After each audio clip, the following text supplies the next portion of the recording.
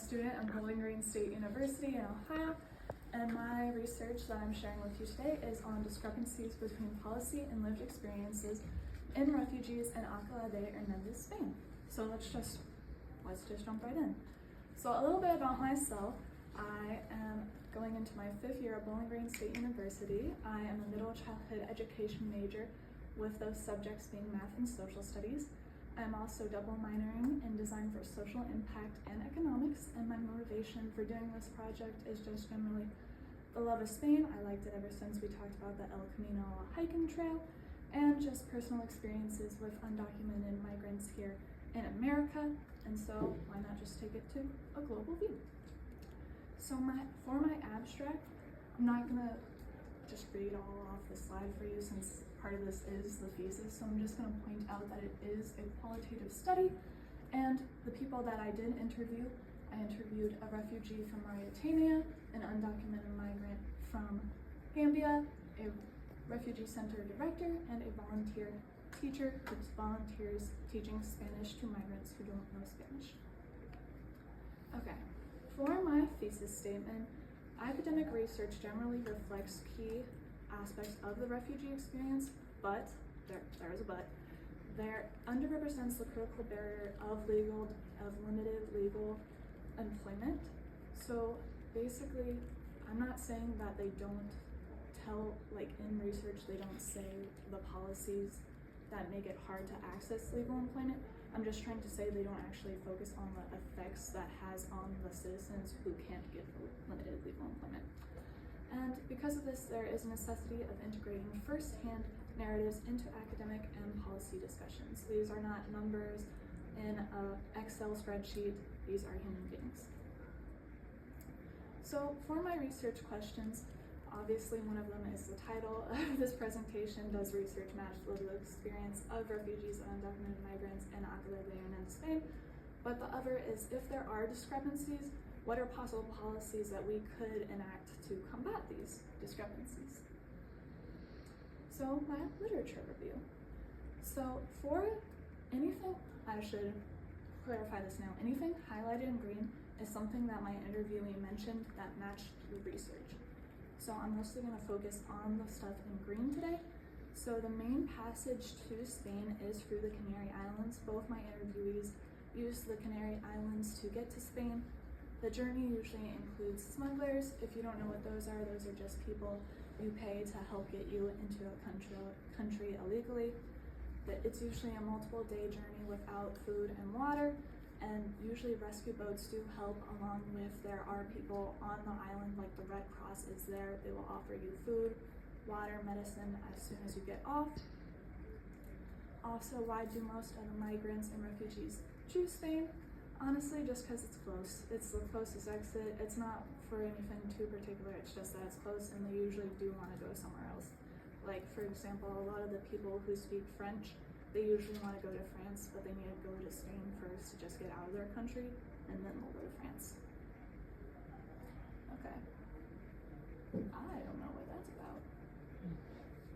Okay.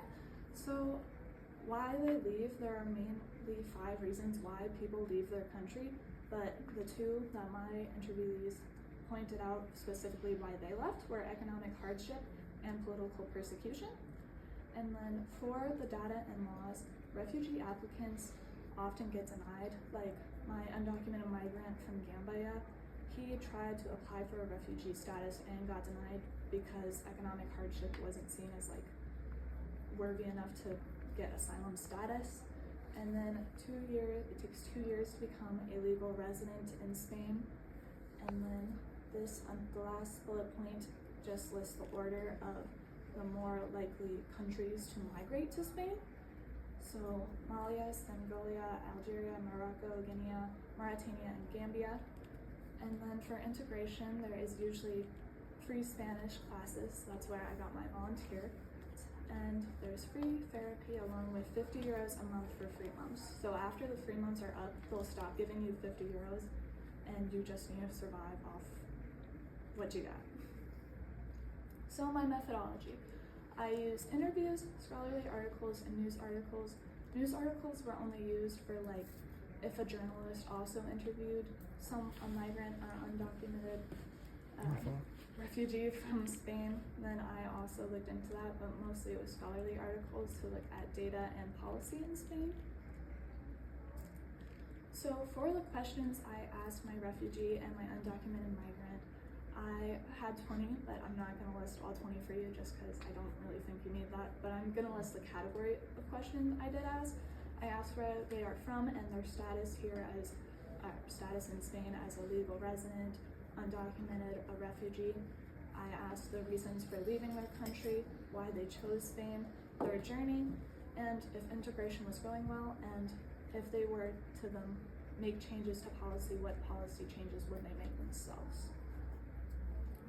Where I found my refugees to interview, I went to CCOO, which is basically just a labor union, where they were offering the Spanish classes for free. That's where I found Blanca, my volunteer Spanish teacher, along with my undocumented migrant from Gambia and my refugee from Mauritania. And then I also went to CEPI. That's where I got to interview the director of a refugee site. Sadly, I was not allowed to interview any of the refugees there, but I was able to get the director interview. The interviews in general. All the bullet points are anything that did not fully match research or was not talked about in research that I thought were generally interesting. For example, Blanca, the volunteer Spanish teacher, she said for a long time Spanish classes had no curriculum at the trade union she worked at, and she actually had to create one herself, and they got it just recently, which is kind of interesting because the research on that basically said most of them do have a curriculum, like government and non-GO, like Spanish courses for refugees and undocumented migrants do have a curriculum, so it was interesting how new theirs was. From my refugee from Mauritania, he talked about feeling very welcome in Spain, and his main problem was mostly that he can't work and he felt dependent on Spain. One thing I also found very interesting is people from Mauritania, their first language is usually French, but he talked about how Spanish was very easy to learn because it's similar to French, and that was like one of his least concerns, which I thought was very interesting. These are some of the direct quotes from the interview.